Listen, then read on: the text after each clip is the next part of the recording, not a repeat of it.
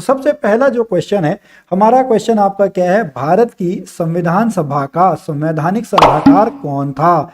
तो भारत की संविधान सभा है, उसका जो संवैधानिक सलाहकार है वो आपका कौन है, वो आपका BN राव है। वो कौन है, option number C BN Rao. तो अब आपको जब भी आप यहाँ पे MCQ पढ़ें तो साथ में आप उसके नोट्स के साथ साथ और भी पढ़ लें, कि जैसे यहाँ पर आपका संविधान सभा से रिलेटेड पूछा तो आप संविधान सभा से जो उसकी प्रमुख समितियां हैं उससे रिलेटेड आप जो वहाँ पे थ्योरी है उसको आप लिख लें। जैसे जो संघ शक्ति समिति है उसके अध्यक्ष आपके कौन थे, पंडित जवाहरलाल नेहरू।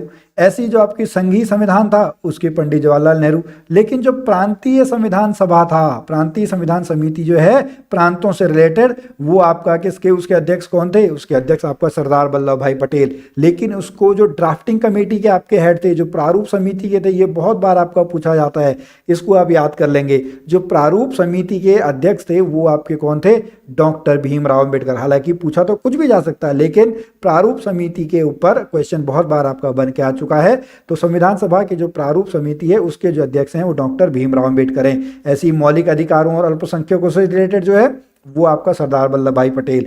प्रक्रिया नियम समिति के डॉक्टर राजेंद्र प्रसाद। राज्यों के लिए जो समिति बनी है पंडित जवाहरलाल नेहरू। संचालन समिति जो है वो डॉक्टर राजेंद्र प्रसाद। तो आपको इस तरीके के नोट्स भी साथ साथ में आपको वहां पे ऑप्शन वाइज पढ़ लेने चाहिए। अगला क्वेश्चन ये देखिए, यही क्वेश्चन मैं आपको बता रहा था, भारतीय संविधान की प्रारूप समिति का अध्यक्ष कौन था। तो ये प्रारूप समिति का जो अध्यक्ष है वो आपके कौन है, डॉक्टर भीमराव अंबेडकर। अब यहीं पर अगर आपको याद करना है तो इनसे रिलेटेड भी आप याद कर लीजिएगा कि डॉक्टर सच्चिदानंद सिन्हा आपके कौन थे, ये संविधान सभा के आपके अस्थायी अध्यक्ष थे। ठीक है, अस्थायी अध्यक्ष कौन थे, सच्चिदानंद सिन्हा। स्थायी अध्यक्ष कौन थे, स्थायी अध्यक्ष आपके ये थे, कौन, डॉक्टर राजेंद्र प्रसाद। बाद में यही हमारे क्या बनते हैं, पहले राष्ट्रपति आपके बनते हैं, first president of India doctor Rajendra Prasad. C Rajagopalachari कौन है, अंतिम हमारे जो आपके गवर्नर जनरल, वो आपके भारतीय, पहले आपके भारतीय और अंतिम आपका सी राजगोपालाचारी हैं। अब यही से कुछ जो तथ्य हैं वो आप इनके साथ आप देख लीजिएगा कि जो संविधान सभा का गठन है वो किसके मिशन पर आपका किया गया, तो कैबिनेट मिशन है। कैबिनेट मिशन की आपकी सिफारिश पर किया गया, जिसने 1946 में आपका भारत का दौरा किया था। इसमें ये मैं आपको बता ही चुका हूं कि डॉक्टर सच्चिदानंद सिन्हा आपके संविधान सभा के क्या थे, अस्थायी अध्यक्ष निर्वाचित किए गए थे। डॉक्टर राजेंद्र प्रसाद ये आपके संविधान सभा के स्थायी अध्यक्ष बने थे। और इसको कुल कितना टाइम लगता है, 2 साल 11 महीने 18 दिन, इतना टाइम लगता है। आप समझ रहे हैं, संविधान बनाने में आपको कितना टाइम लगा, संविधान बनाने में आपको 2 साल 11 महीने और 18 दिन का जो है वो टाइम लगता है। तो ये साथ में पॉइंट्स आप नोट करते हुए चले। फिर अगला जो क्वेश्चन है वो है 44th संविधान संशोधन द्वारा किस अधिकार को मूल अधिकार की श्रेणी से हटाकर एक विधिक अधिकार बनाया गया है, एक कानूनी अधिकार बनाया गया है। तो ये आपका संपत्ति का अधिकार है।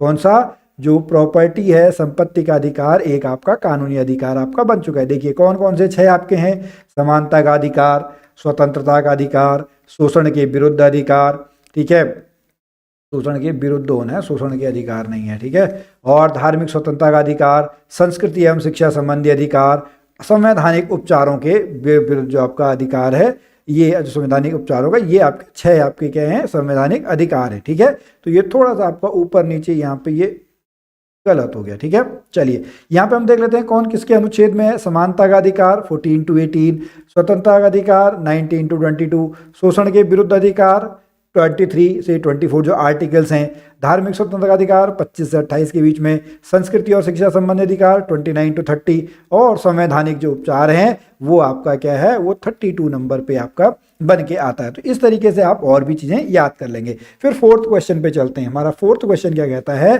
भारतीय संविधान का कौन सा अनुच्छेद अस्पृश्यता का उन्मूलन करता है और किसी भी रूप में इसके आचरण का निषेध करता है।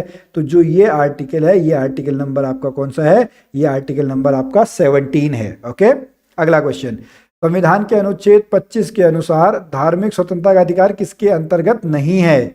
ओके, धार्मिक स्वतंत्रता का अधिकार जो है वो मानववाद के अंतर्गत आपका नहीं है, ऑप्शन नंबर डी। फिर चलते हैं, संविधान में मौलिक कर्तव्य के संशोधन द्वारा आपके जोड़े गए, तो जो मौलिक संशोधन है वो आपके किसके द्वारा जोड़े गए, मौलिक संशोधन आपके जोड़े गए 42वें संशोधन के आधार पर। कौन से आधार पर जोड़े गए, ये आपके 42वां जो संशोधन था 42वां संशोधन जो है इसको आपका क्या बोलते हैं, इसको आपका मिनी संविधान भी बोलते हैं। क्या बोलते हैं? मिनी संविधान, क्योंकि इसमें बहुत सारे आपके क्या किए गए थे, बहुत सारे आपके अमेंडमेंट किए गए थे। क्या किए गए थे? बहुत सारे आपके जो हैं वो चेंजेस किए गए थे। वो कौन से अनुच्छेद, कौन से संशोधन के अनुसार किए गए? वो किए गए आपके 42वें, उसके अंतर्गत जो मौलिक कर्तव्य है उसमें आपका किए गए। मौलिक कर्तव्य कहाँ से लिए गए हैं आप लोग बता सकते हैं? इस बार क्वेश्चन आ सकता है। मौलिक कर्तव्य जो है वो रूस से लिए गए, या सोवियत संघ जो है रूस, वहां से आपके लिए गए हैं जो मौलिक कर्तव्य है। ओके, अगले क्वेश्चन पे चलते हैं। ये क्वेश्चन भी इस बार हो सकता है इंपॉर्टेंट है, क्योंकि आने वाले समय में बहुत जल्दी आपका राष्ट्रपति का चुनाव होने वाला है। ठीक है, इस समय कौन है? महामहिम रामनाथ कोविंद जी हमारे राष्ट्रपति है। देखिए अगला कौन बनता है। तो निम्नलिखित में से कौन भारत के राष्ट्रपति के निर्वाचन हेतु निर्वाचक गण में सम्मिलित नहीं होता है? तो इसका जो ऑप्शन है वो है ऑप्शन नंबर डी। राज्यों की विधान परिषदों के जो निर्वाचित सदस्य हैं वो आपके निर्वाचक गण में शामिल नहीं होते हैं राष्ट्रपति के। अगला क्वेश्चन है, भारत के राष्ट्रपति पर महाभियोग चलाने के लिए कम से कम कितने दिन पूर्व की सूचना आवश्यक है? तो मिनिमम जो है राष्ट्रपति पे महाभियोग लगाएंगे, किसी भी सदन के द्वारा आपका लगाया जा सकता है महाभियोग, तो राष्ट्रपति को हटाने के लिए आपका महाभियोग ही लाया जाता है। तो राष्ट्रपति को पहले 14 दिन पहले आपको सूचना देना क्या है? सूचना देना आपका आवश्यक है। ये क्वेश्चन बहुत इंपॉर्टेंट है। देखिए कितनी बार आपका क्वेश्चन आया हुआ है। यदि भारत के राष्ट्रपति का पद रिक्त हो, उपराष्ट्रपति भी ना हो, तो निम्न में से कौन कार्यवाहक राष्ट्रपति होगा? तो जो सर्वोच्च न्यायालय है, जो सुप्रीम कोर्ट है, उसके जो मुख्य न्यायाधीश हैं, ठीक है, सर्वोच्च न्यायालय के जो आपके मुख्य न्यायाधीश हैं वो आपके क्या होंगे? वो आपके राष्ट्रपति का कार्यभार संभालेंगे। Option number D is the right answer. उसके बाद अगला क्वेश्चन है, भारत का राष्ट्रपति किसका अभिन्न अंग है?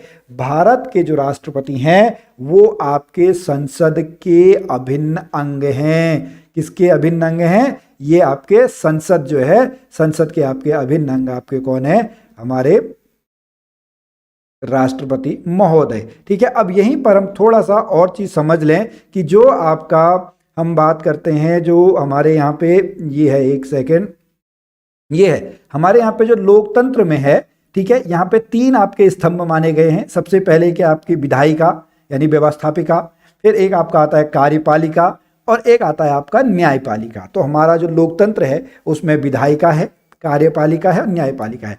विधायिका के अंदर में आपका क्या आते हैं? विधायिका में आपके संसद, जो पूरा संसद वाला पार्ट है, इसमें आपके देखिए एक तो आपके जो राष्ट्रपति महोदय हैं वो आपके हो गए, फिर एक जो उच्च सभा होती है जिसको हम राज्यसभा बोलते हैं, एक आपकी क्या होती है? एक आपकी लोकसभा होती है। ठीक है, इसको निम्न सदन बोलते हैं। ये उच्च सदन है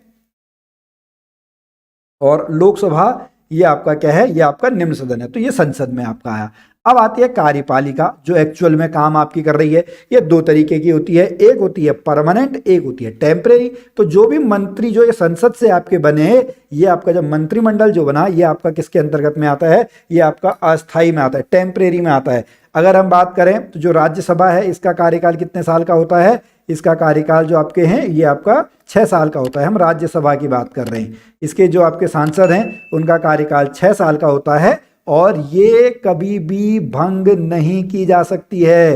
राज्यसभा को कोई भी भंग नहीं कर सकता है। लेकिन जो लोकसभा है, वो लोकसभा के सदस्यों का कार्यकाल 5 साल या उससे नीचे जब तक बहुमत बना रहे, और ये उसी समय आपका क्या है? भंग हो जाएगी जब भी आपका बहुमत ना मिले। वैसे नॉर्मली आपका 5-5 साल में होता है। स्थायी जो आपके नौकरशाही में आते हैं, जो आपका IAS IPS जो भी आपके क्लर्क हैं, या जो भी आपके इस तरीके की जो पोस्ट हैं जिनको गवर्नमेंट जॉब जो हैं वो आपका स्थायी में आती हैं। सरकार चाहे कोई भी रहे, IAS IPS जो भी उस पोस्ट पे हैं वो वहीं पर आपका बने रहेंगे। बस उनका ट्रांसफर आप कर सकते हैं एक विभाग से दूसरे विभाग में, लेकिन वो हमेशा क्या रहेंगे? वो स्थायी कार्यपालिका में आता है। थर्ड जो आता है, जो हमारे मूल अधिकार हैं, उसका जो आपका मूल अधिकारों का जो संरक्षक है, ये बहुत बार भी आता है कि मूल अधिकारों का जो संरक्षक है वो आपका क्या है? वो आपका न्यायपालिका। 2 होते हैं, एक सुप्रीम कोर्ट और एक आपका क्या है? एक सुप्रीम कोर्ट है, एक आपका हाई कोर्ट है। ये भी आपको चीज़ें जो हैं वो यहाँ पे आपको समझ लेनी है। उसके बाद हम चलते हैं अपने अगले क्वेश्चन पे। हमारा जो अगला क्वेश्चन है 11वां नंबर है, ये भी आप पढ़ लेंगे। ठीक है, कौन किसको त्याग पत्र देता है, कौन किसको अपना जो कहाँ से आपका मतलब किसके सामने शपथ लेता है। तो भारत के राष्ट्रपति अपना त्याग पत्र किसको संबोधित करके देते हैं, तो भारत के जो राष्ट्रपति हैं वो उपराष्ट्रपति महोदय को अपना त्याग पत्र देते हैं। किसको देते हैं, उपराष्ट्रपति महोदय को। या इसको उपराष्ट्रपति महोदय आपके क्या होते हैं, राज्यसभा के सभापति होते हैं। क्या होते हैं, राज्यसभा के सभापति। ओके, तो उपराष्ट्रपति जो राष्ट्रपति महोदय हैं वो अपना त्याग पत्र किसको देंगे, वो आपका उपराष्ट्रपति महोदय को आपका देंगे। ठीक है, अगला क्वेश्चन है, भारत के राष्ट्रपति और उपराष्ट्रपति के निर्वाचन में उठे संदेहों और विवादों के मामले में जांच और निर्णय निम्नलिखित में से किस संवैधानिक प्राधिकरण के द्वारा की जाती है, तो जो है भारत का जो उच्चतम न्यायालय है। ठीक है, भारत के उच्चतम न्यायालय के द्वारा आपका इसकी जो है जांच और निर्णय आपका किया जाता है। चलिए आज का जो हम अंतिम प्रश्न है वो हम लेके चलते हैं कि लोकसभा के जो पहले अध्यक्ष थे, स्पीकर, ठीक है, लोकसभा के पहले जो अध्यक्ष थे वो आपके कौन थे, जीवी मावलंकर। कौन है, जीवी मावलंकर, ऑप्शन नंबर ए। ठीक है, option number A is the right answer. चलिए एक दो क्वेश्चन हम और यहाँ पे बोनस क्वेश्चन हम कर लेते हैं। ठीक है, ये दो क्वेश्चन आपके लिए बोनस क्वेश्चंस हैं। पहला है, भारतीय संसद के संयुक्त सत्र की अध्यक्षता कौन करता है, तो भारतीय संसद के जो संयुक्त सत्र है उसकी अध्यक्षता आपके कौन करते हैं, उसकी अध्यक्षता आपका लोकसभा के अध्यक्ष करते हैं। कौन करते हैं, लोकसभा के अध्यक्ष।